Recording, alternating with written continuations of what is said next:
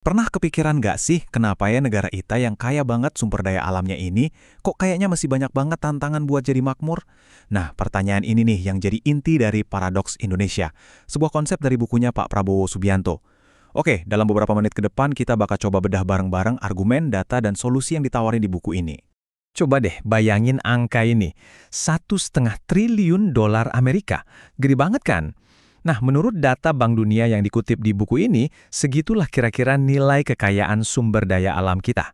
Ini menempatkan Indonesia di peringkat 11 dunia loh. Ini bukan cuma soal angka gede ya, tapi ini soal potensi yang luar biasa. Potensi raksasa yang seharusnya jadi fondasi kemakmuran kita semua. Tapi, apa benar udah kayak gitu? Nah, disinilah letak paradoksnya. Punya harta karun 1,5 triliun dolar. Tapi kok buku ini bilang masih banyak banget rakyatnya yang hidupnya susah? Kesenjangan antara potensi dan kenyataan inilah yang jadi jantung pembahasan kita kali ini. Jadi apa sih sebenarnya paradoks Indonesia yang jadi judul buku ini? Yuk kita bedah definisinya. Oke, jadi buku Paradoks Indonesia ini punya tesis utama. Katanya ada jurang yang besar banget antara kekayaan alam kita sama kesejahteraan rakyat yang dicita-citain para pendiri bangsa. Menurut buku ini bukan cuma masalah ekonomi loh, tapi juga soal janji kemerdekaan yang dirasa belum sepenuhnya terwujud.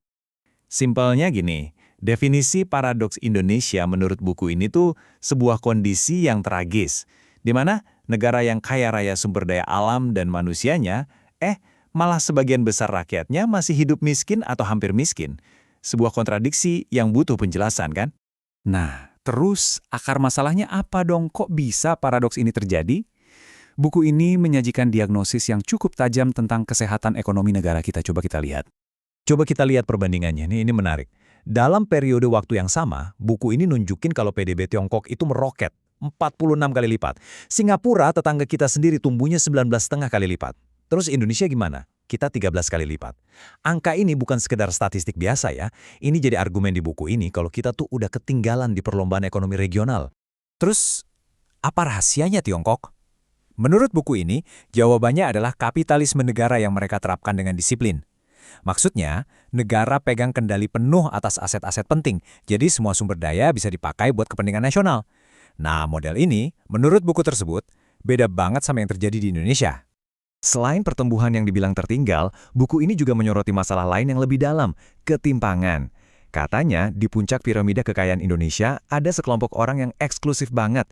Jumlah mereka, menurut data di buku ini, cuma 1% dari total populasi. Nah, kelompok 1% ini, menurut data dari Credit Suisse yang dikutip, menguasai lebih dari sepertiganya, tepatnya 36% dari seluruh kekayaan di Indonesia. Coba bayangin deh, 1 dari setiap 3 rupiah kekayaan nasional kita, itu ada di tangan segelintir orang aja. Nah, buku ini ngasih nama buat sistem kayak gini, oligarki. Argumennya cukup lugas sih. Jadi katanya, ada segelintir elit super kaya yang bukan cuma menguasai ekonomi, tapi juga punya pengaruh yang luar biasa besar buat nentuin arah kebijakan negara. Dan menurut penulisnya, arah kebijakan ini udah melenceng jauh dari cita-cita para pendiri bangsa kita. Wah, dengan diagnosis yang kayak gitu, terus harus gimana dong? Nah, buku ini nggak berhenti di masalah aja, tapi juga menyerukan sebuah gerakan, sebuah perjuangan politik buat merebut kembali arah bangsa. Yang kuat melakukan apa yang mereka bisa, dan yang lemah menderita apa yang mereka harus. Kutipan kuno dari Thucydides ini dipakai untuk membangun argumen utama di buku ini, bahwa ini tuh bukan sekedar isu kebijakan ekonomi, tapi ini pertarungan kekuatan yang fundamental, di mana nasib rakyat banyak yang jadi taruhannya. Penulisnya juga cerita soal motivasi pribadinya.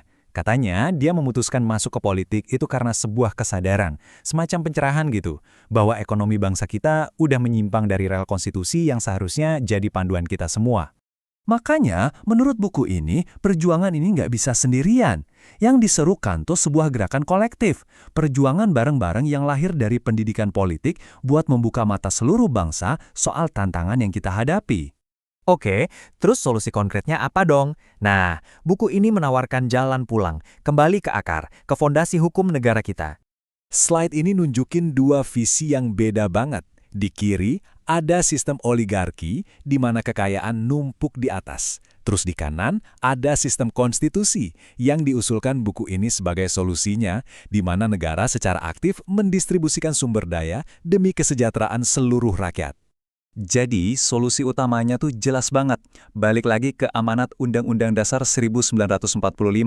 Buku ini intinya ngajak kita buat bener-bener ngejalanin ruh konstitusi kita, terutama pasal 33 yang legendaris itu loh. Ingat kan? Yang bilang kalau bumi, air, dan kekayaan alam itu dikuasai negara buat sebesar-besarnya kemakmuran rakyat. Kalau semua solusi ini dijalankan, Indonesia bakal jadi kayak apa di masa depan? Nah, bagian terakhir buku ini ngasih gambaran visi yang ambisius banget. Visi akhirnya adalah menjadikan Indonesia macan Asia.